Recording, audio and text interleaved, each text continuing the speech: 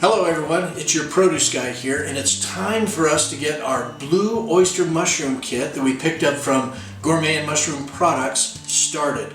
Now, if you want one of these kits for yourself, you can go to gmushrooms.com and take a look at all their products, including this Blue Oyster kit. If you'd like to see our unboxing video with all that comes in the kit, go ahead and just click right on this box here, and that'll take you to our unboxing video. Now, you need a couple of pieces of equipment that did not come in the box. Number one is you're going to need a paring knife. We're going to do a little cutting with that here in a minute. The other is some sort of basin to keep your mushroom kit in while it's growing. Now, I've pirated an 8x8 Pyrex dish from Mrs. Produce Guy's kitchen, so we'll put some good use to that here. Alrighty, first step, we take our paring knife and we are going to cut a couple of X's into the bag here. This is going to open up the bag and give some air and circulation into the kit. It's going to make the mushrooms start fruiting. Each leg of the X you want about 1 inch long. There we go. And you can cut into the block as much as 1 inch also. Okay, so I've got one that I've done right there. We'll take the other side and I'll cut in over there. All right.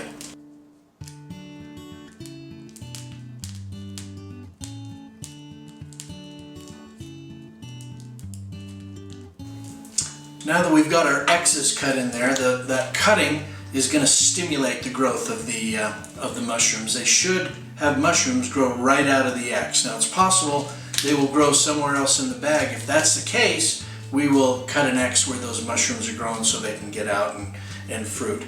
Our next step is to take our Pyrex dish with our sponge in it, set the mushroom log right on there, and then we're going to pour in some of this chlorine-free spring water that I use in all my mushroom videos.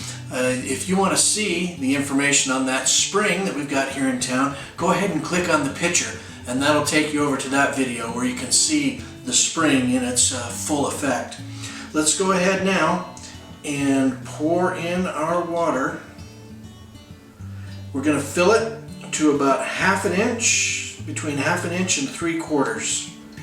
But I do not want water touching the bottom of the bag. This needs to be up there on top of the sponge there, and this is going to form a little humidity chamber, because next we're going to take our humidity tent and open this up here, and that goes right over the top, right down into the water, and we'll just fold that top like that.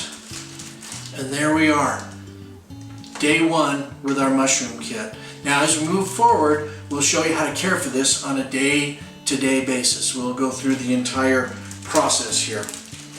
It's day 4 of my Blue Oyster Mushroom project. Now, to this point, to take care of them, I've left the cover on, but opened the top. It's got an opening here, and I've either spritzed in with a water squirter, some type of sprayer, or you can even use like a tablespoon and just dribble the water. What you want to make sure is that whatever water you put on top of the mushrooms evaporates within a day. So if you have standing water, that's too much water. Anyway, I came home from the office today and took a look at this guy, and what do you know, 4 days in, and we've got mushrooms.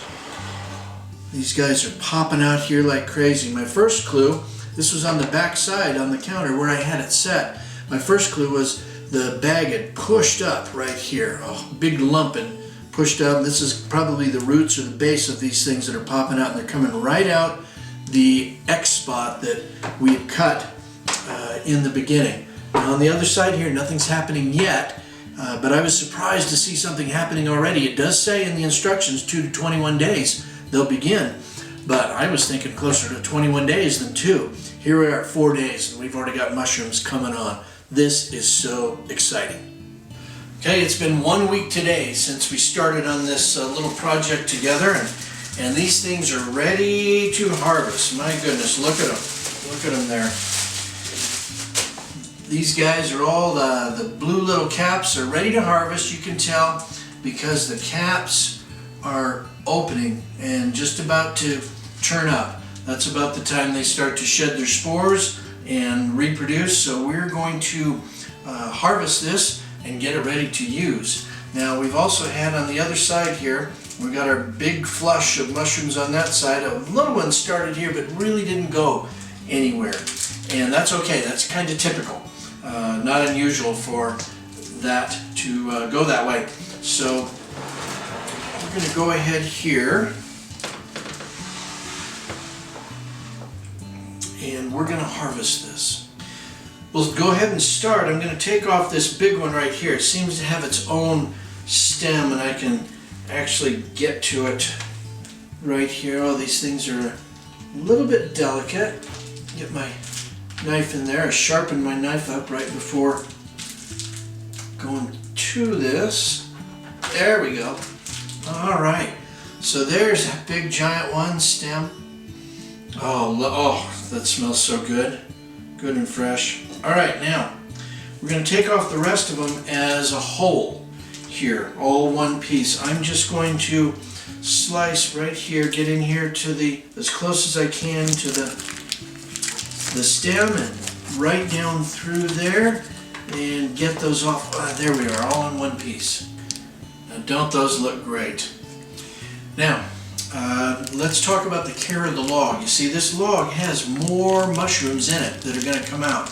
What we're going to do is I'm going to cut out the rest of this stem, get as much of that out of there as I can. Also this side that didn't produce really, we'll clean that out a little bit. Then I'm going to wrap it in a paper towel for about a week, maybe 9 days. And at that point, I will, letting it dry out over the 9 days, I will then take it and where we've cut these X's, we will soak these X's in water for several hours and then put it back in with the sponge and the water just like we had, the humidity tent, and this thing will produce again. It can produce 3, possibly 4 times, giving us mushrooms like that. So that's our mushroom log. Hey, this has been a great experiment and a fun project that we've had going here. These blue oyster mushrooms, again from our friends at gmushrooms.com, that's gourmet and mushroom products.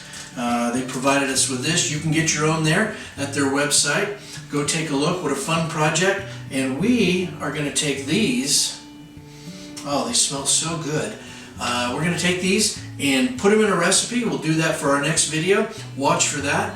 Thanks so much for being with us.